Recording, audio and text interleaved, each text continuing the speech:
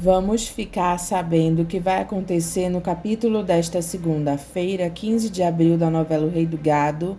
Mas antes eu peço que você se inscreva no canal, ative o sininho para receber as notificações e deixe seu like. Bruno, preocupado, diz para Marcos que eles precisam ter uma conversa.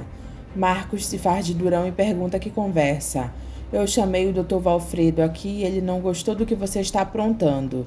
Ele que cuide da parte dele e eu cuido da minha.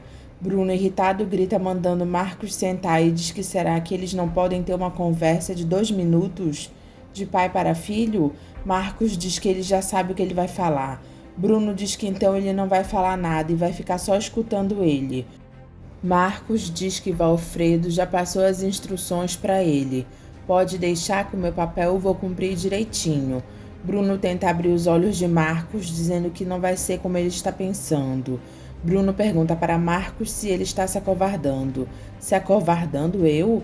Bruno diz que o advogado não gostou nada da conversa que eles tiveram ontem à noite.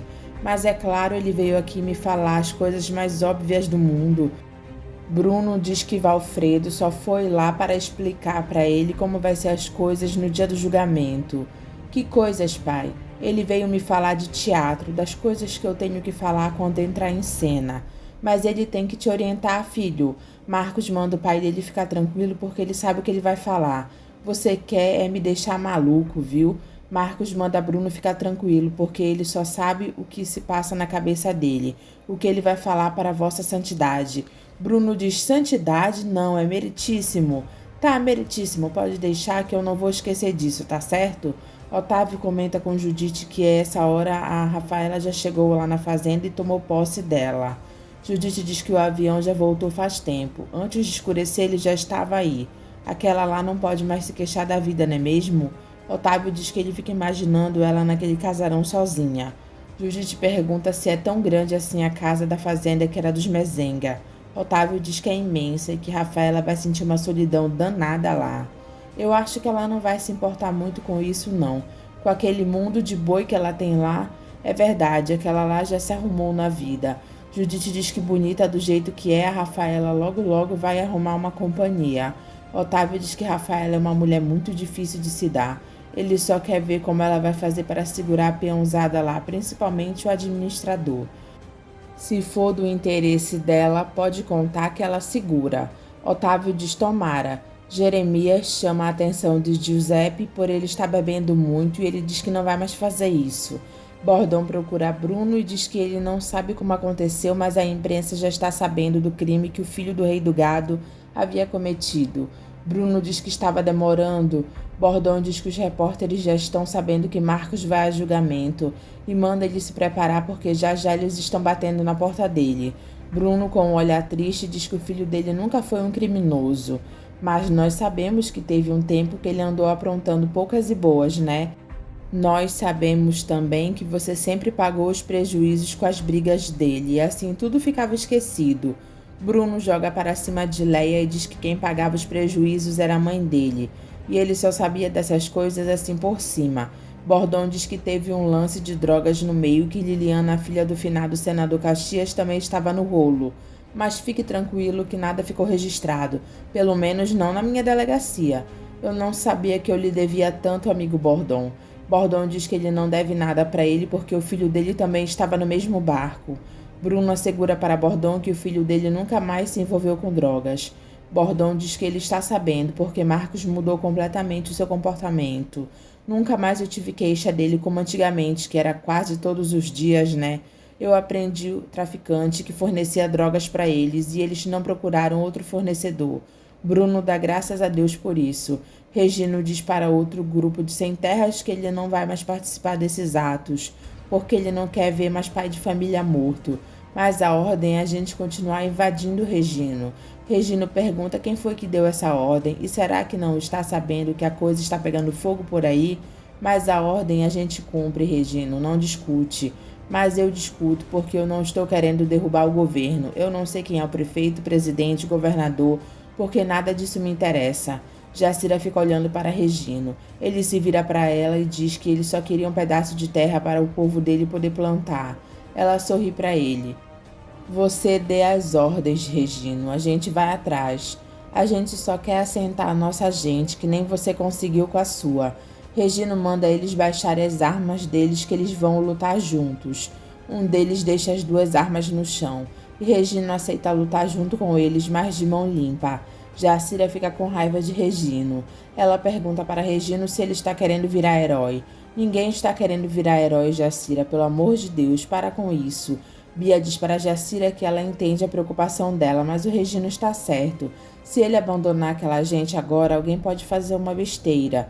É isso que eu tô falando, Josh, mas ela não entende. Jacira diz que entende, mas ele prometeu que iria parar com essa vida quando eles conseguissem o pedaço de chão deles. E agora que eles estão lá quietos, começando a plantar a roça deles, ele já quer sair por aí de novo. E eu vou largar os meus companheiros, é? E vai abandonar sua família, Regino? Bia dá a opinião dela e diz que eles não deveriam discutir por causa disso. Jacira diz para Bia que ela sabia que isso iria acontecer. O Regino passou tanto tempo sem terra que ele desaprendeu a lidar com ela. Não fala besteira, Jacira. Você já foi preso uma vez, levou um tiro no peito na outra. Você tá querendo que aconteça o que agora, Regino? Nisso a Jacira tem razão, seu Regino. É justo que ela esteja preocupada. Pelo amor de Deus, dona Bia, eu estou indo lá para junto deles para evitar uma guerra.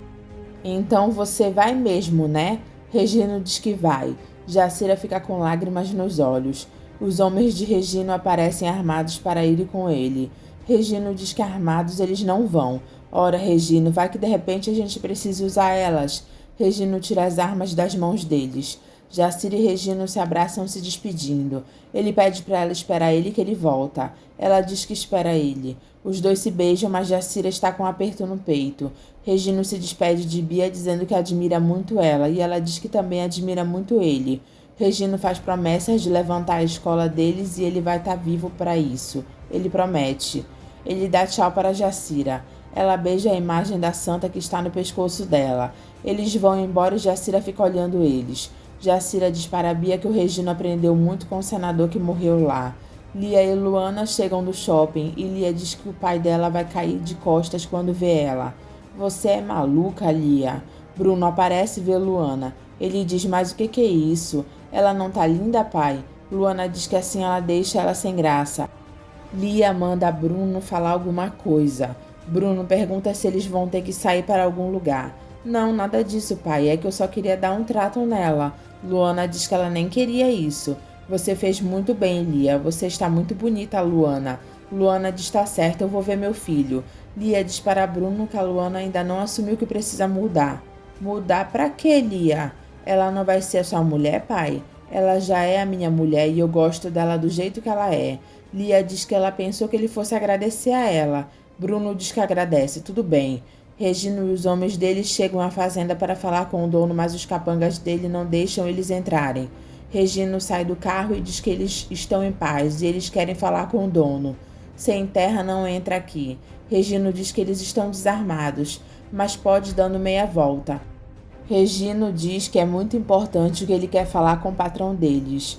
Ele pergunta quem é você. Ora, quem é você? Ele é o Regino. O outro aponta a arma para Regino. Oh, abaixa isso aí, porque nós viemos em paz. Ele já assentou gente aqui por perto, mas aqui ele não vai assentar ninguém. Tu tá defendendo terra que nem é tua, seu infeliz. Calma, gente, por favor. Ô, senhor, por favor, avise o seu patrão que eu estou aqui. Eu já falei que o nosso patrão não fala com sem terra. Regino diz que ele já falou que eles são de paz e estão desarmados. Mas o motivo para vocês darem meia volta. Regino manda eles atirarem então, mas eles não vão arredar o pé de lá enquanto não falarem com o dono. Jacira diz para a Bia que o Regino não pensa só nele. Ele pensa em todo mundo e não vai adiantar ela ficar brigando com ele porque ele não vai mudar nunca. Bia pergunta para Jacira se ela admiraria tanto o marido dela se ele não fosse assim. Ela diz que acha que não, porque ela tem muito orgulho do jeito que ele é, mas ela não queria passar a vida inteira com o coração na mão. Regino fala com o dono da fazenda que os sem-terras querem invadir.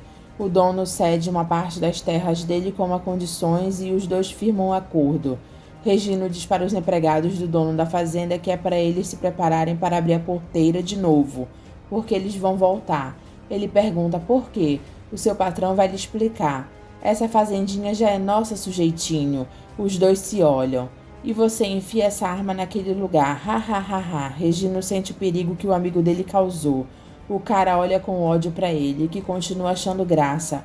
Ele mira o olhar dele de morte para eles. Regino pede para a formiga parar com isso. Pelo amor de Deus, não vá me procurar confusão.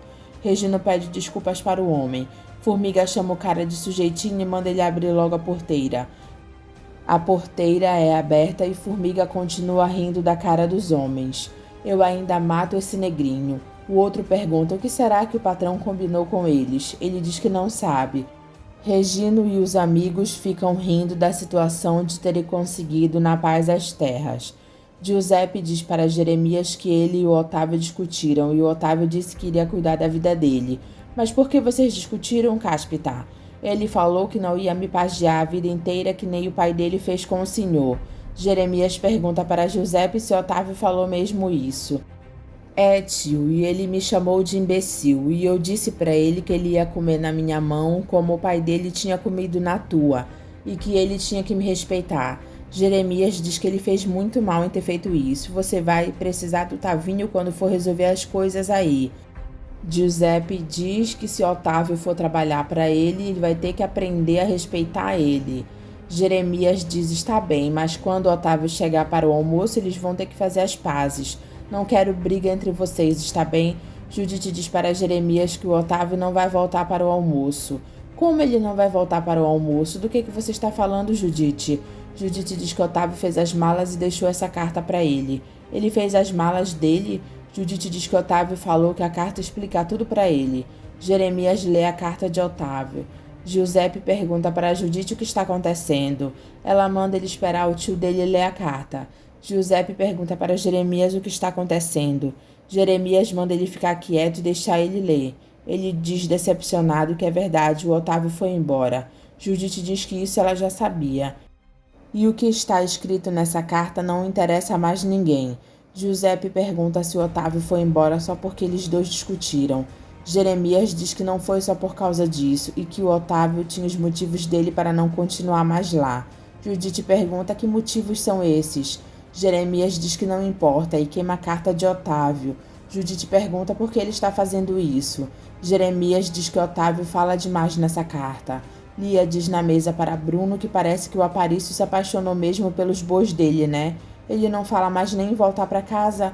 Bruno diz que aquele violeirinho está saindo para ele melhor do que a encomenda.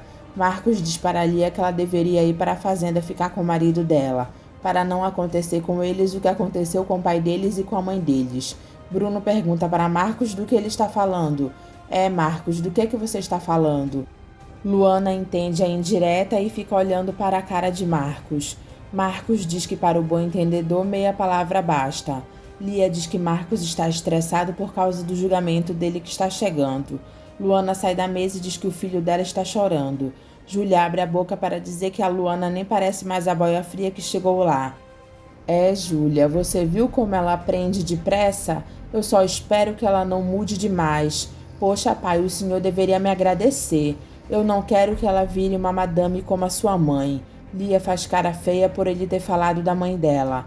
Leia diz para o advogado de Marcos que tudo o que ela mais quer nessa vida é livrar o filho dela da prisão. Ele diz que já esperava por isso, mas é um assunto muito delicado. Leia manda ele falar então. Apesar de a senhora ser mãe do réu, do seu filho Marcos, eu consegui colocá-la como a testemunha da defesa. Ela diz que está sabendo disso. Valfredo diz que o depoimento dela diante do tribunal vai ser muito doloroso para ela. Ela, preocupada, pergunta por que doloroso. Ele diz que ela tem que confessar de viva voz como era a vida dela com o amante dela. Eu vou dizer que ele não prestava? Ele diz que não vai bastar isso, ele vai pedir detalhes. Leia pergunta se ela vai ter que se expor dessa maneira. Valfredo é muito sincero e diz que vai, se ela quiser salvar o filho dela. Mas o meu filho não tinha a intenção de matar o Ralph. É isso que o senhor vai ter que se apegar para fazer a defesa dele. A senhora não queira me ensinar como eu devo fazer a defesa do seu filho, dona Leia, mas a senhora vai ter que responder durante o julgamento como e por que a senhora traía o seu marido. Leia regala os olhos preocupada e Valfredo continua. E como e por que o seu filho tomou as dores dele a ponto de matar o seu amante? Leia diz que já estava casada com Ralph quando ele morreu e separada do Bruno. Valfredo diz que vai parecer que vai ser ela que vai estar no banco dos réus, e não o filho dela. E embora a senhora seja rolada como a testemunha de defesa, eu não vou poupá-la. Leia fica assustada. O dono da fazenda avisa para os homens dele que ele combinou com Regino deles ficarem na parte de trás até ele resolver os assuntos dele com o governo. Eles não gostam disso porque corre o risco deles perderem o emprego deles. Regino conta para o povo o que aconteceu e dá ordens para eles não queimarem nada e nem destruírem nada na fazenda do homem. Eles comemoram carregando Regino. O dono da fazenda está na frente da porteira para receber os sem-terras. Luana entra no quarto e vê o Heré pegando no filho dela. Ela pergunta o que ele está fazendo lá. O Heré só estava brincando com o curumizinho de Luana. Luana diz que ele não é curumim, não. O Heré diz que é sim um curuminzinho. Luana manda ele não mexer nele. Ele diz que não está mexendo, ele só estava olhando. Mas agora você deixa ele quieto. Ela faz questão de perguntar quando ele vai voltar para junto de Dona Ana e de Zé do Araguaia. Ele diz até o Heré aprender a voar. Valdir diz para Jeremias que ele foi transferido da delegacia de Guaxupé. Ele está indo para Belo Horizonte. Jeremias dá parabéns para ele e diz que ele deseja muitas felicidades e uma boa fortuna. Obrigado, seu Jeremias, e vim aqui também para lhe dizer uma última coisa. Jeremias manda ele falar. Eu não tenho provas contra o amigo, mas eu estou indo embora daqui com uma grande certeza. Jeremias pergunta que certeza. Valdir diz que foi o senhor quem matou o Dr. Fausto. Jeremias tenta disfarçar e diz, eu? Mas até na hora da despedida o delegado fala besteira, hã? Valdir continua falando e diz que ele tem a certeza também de que foi a Rafaela quem deu o tiro nele. Jeremias diz que ele não deveria ser transferido para uma delegacia e sim para um manicômio. E o senhor negociou esse segredo com ela quando deu aquela fazenda para ela. Jeremias diz que ele acha que ele vai fazer uma bela carreira lá em Belo Horizonte, porque o delegado é competente. Quer dizer então que o senhor confessa que eu estou certo? Jeremias diz não, mas se não é vero, é bem provável. Os dois se dão as mãos e Jeremias manda ele com Deus. Ele diz adeus, seu Jeremias. Bia diz para Jacira que se esse assentamento deu certo, ela pode crer que o Regino vai seguir em frente. Jacira diz que ela vai entender se ele quiser isso. Os homens ficam preocupados em perder o emprego, já que os sem-terras estão lá. O serviço que eu vou fazer não carece do pagamento do patrão. Então eu vou com você.